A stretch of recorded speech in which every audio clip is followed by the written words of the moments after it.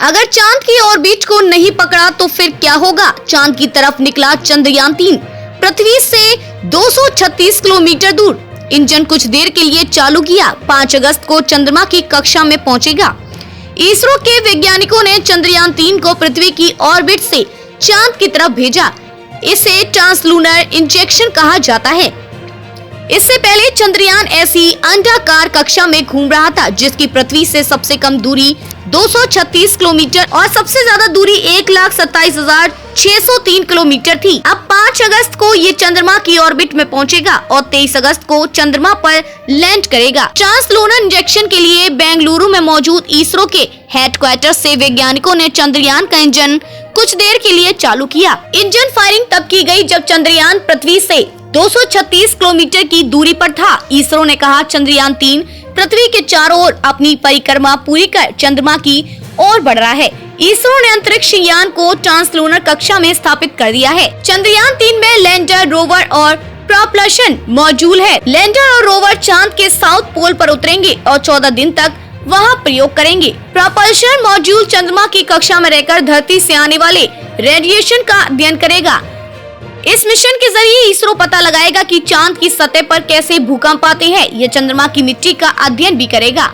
अब तक का चंद्रयान-3 का सफर 14 जुलाई को चंद्रयान-3 को 170 किलोमीटर x 36,500 किलोमीटर के ऑर्बिट में छोड़ा गया। 15 जुलाई को पहली बार ऑर्बिट बढ़ाकर 41,762 किलोमीटर x 173 किलोमीटर किया गया।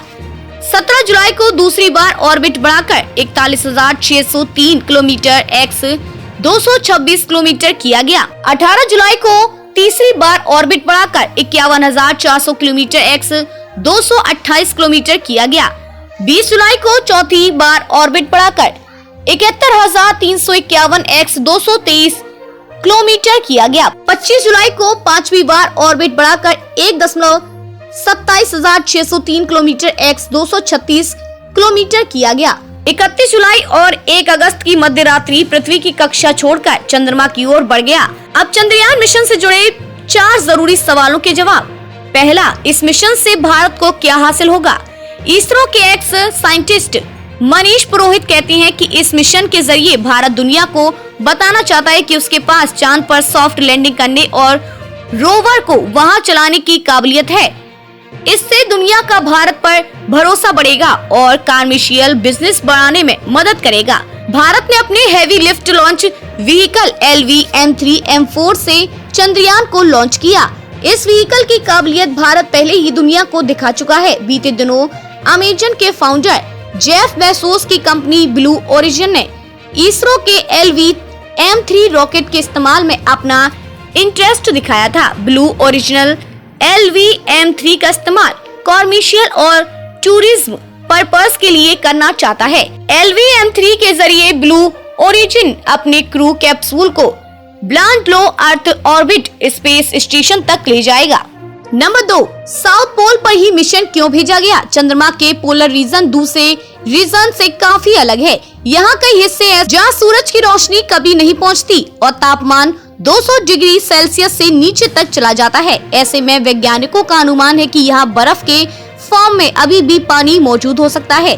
भारत के 2008 के चंद्रयान-1 मिशन ने चंद्रमा की सतह पर पानी की मौजूदगी का संकेत दिया था।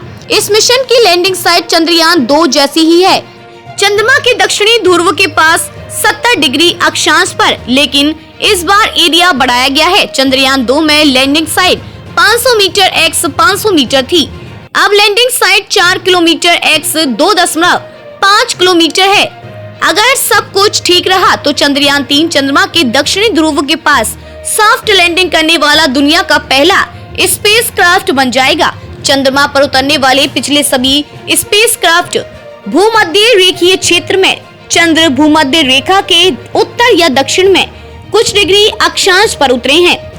नंबर 3, इस बार लैंडर में 5 की जगह 4 इंजन क्यों? इस बार लैंडर में चारों कोनों पर लगे 4 इंजन थ्रस्टर तो हैं, लेकिन पिछली बार बीचों बीच लगा 5वां इंजन हटा दिया गया है। फाइनल लैंडिंग 2 इंजन की मदद से ही होगी ताकि 2 इंजन आपातकालीन स्थिति में काम कर सके। चंद्रयान-2 मिशन में आखिरी समय में 5वां इंजन जोड़ा गया था।